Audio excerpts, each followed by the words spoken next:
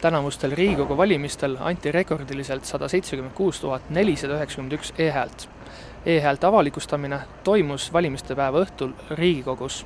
Kuidas te üldiselt jäite sel korral e-valimisega rahule? Jah, et selles mõttes täna õhtu võib küll tõdeda, et kui e-hääled on käes, rekordarv, absoluutarv on hääletajaid, siis mida veel tahta. Et kui inimestele meeldib, siis see on järelikult oluline hääletuskanal. Kui minna valimise.ee lehele, siis seda valimisrakendust saab alla laadida ainult eestikeelselt lehelt. Miks seda võimalust ei leia vene ja ingliskeelsel lehel? Ja, et siin tuleks nagu tagasi, et mis riigi valimised meil on. Et me teeme ju valimisi vastavalt seadustele ja valimisseadused on täpselt samamoodi kõik protseduurid sätestanud riigikeeles, et e-hääletuse protseduurid on samasugused nii kui paberhääletamisel ja ei ole meil siiamaani vene ega ingliskeelseid sedeleid, samamoodi on e-hääletus, et jah, me oleme küll pannud sinna juhiseid, et kuidas seda e-häält tekitada inglise ja vene keeles, kuid see valimisprotseduur ise on analoogiliselt paberiga ikka eesti keeles nagu Eesti riigile kohane. Ütleme niimoodi, et kui see nupp allalaadimiseks oleks ka inglise keeles, siis oleks segadus teistsugune. Siis tal tekiks mulje, et ta saab inglise keeles hääletada ja ta on siis segadus sellest, kui on ainult eestikeelne tekst, et kui inimene ei tea hääletamisreegleid, siis tal see segadus võib tekkida, aga ütleme ikkagi ausalt, meil ju valimas käivad inimesed, kes on Eestiga seotud ja riigikeelt peaksid ikkagi selle võrra oskama, et nad hakkama saavad. Mis on teie edasised plaanid seoses e-valimiste äpiga, mis mobiilides töötab? Nii, mobiilides nüüd töötab tegelikult see kontrollrakendus, et e-hääletamine ise ikka toimub meil arvutite abil. Ja ega siin kiireid muudatusi nagu oodata ei ole nii palju, kui praegu seadus ette näeb, jääb see esialgu samamoodi, et mobiiliseadmetega kasutamine nagu hääletamiseks toob igasuguseid riske juurde ja see keskkondade paljusus läheb nii suureks, et siin tuleb alati kaaluda, et kas rohkem segadust valijale või üks kindlam kanal, nagu see arvuti praegu on. Et see on veel lahti, kuidas tulevik välja näeb. Ma tegin seda, mida tegelikult paljud inimesed valimistel teevad, et nad rikuvad oma valimissedeli.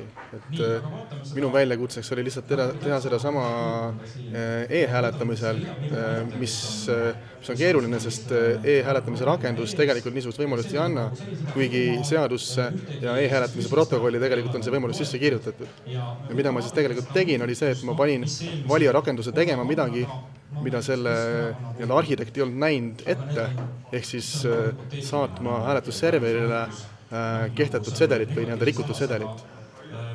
Ja mis arvad, et see õnnestus ka sul täna või täna sa kuulsid siin, et üks hääl oli kehtetu? No selles mõttes, et ma tegelikult ei tea, et see ongi asja juures huvitav, et ma ei teadnud ei seda tehes kindlalt, et kas see õnnestub või mitte ja ma ei tea isegi praegu seda, kas õnnestus või mitte, sest ma ei saa infot selle kohta, et kas see sedel, et kas see sedel kuulub mulle, et mis ringkonnast see sedel anti näiteks, eks ole, või et mis ajal see anti, et see info peaks kunagi jõudma ka vist minuni, ma kujutan ette, aga mulle praegu seda infot ei antud, et mulle tundub, et see õnnestus, aga ma ei tea kindlalt. Aga üldiselt sa nagu oled e-valimiste poolt või kuidas? Mul pole otseselt nagu midagi e-valimiste vastu, aga ma päris rahul ei ole sellega, et missugune on diskussioon selle üldiselt, et see on nagu tehtud niisugusest rahvusliku uhkuse küsimuseks, et võimalikult palju e-valijaid, et see on nagu kohustuslik asi ja tegelikult teades seda, et missugused ohud tänapäeval internetis on ja mismoodi luureteenistused ja igasugused ütleme lihtsalt hämara taustaga ettevõtjad ja häkkerid murevad sisse arvutisüsteemidesse, et siis selle info taustal ei ole nagu sugugi kindel, et see e-valimiste süsteem üldse on nii turvaline, nagu seda reklaamitakse. Et mulle väga meeldib see serveri kood, mida ma olen lugenud ja natuke uurinud ja olen dokumentatsiooni vaadanud, et see on kõik väga tore. Ainuke asi, et see üks probleem kliendi arvutiga, mida nad on kogu aeg tunnistanud, need e-valimiste kiitjad, aga mille vastu nad mitte midagi ei ole suutnud seni ette võtta, et see probleem jääb ja see on ka see, mille pärast e-valimisi üle maailma mitmed infoühiskonna mõtlejad kritiseerivad, et Eestis on see ikkagi väga erandlik, et niisugust asja lubatakse. Euroopa standardite järgi see e-valimistel jääb puudu vastavusest mitmetele niisuguste demokraatia põhimõtetele, mida peetakse vajalikuks järgida.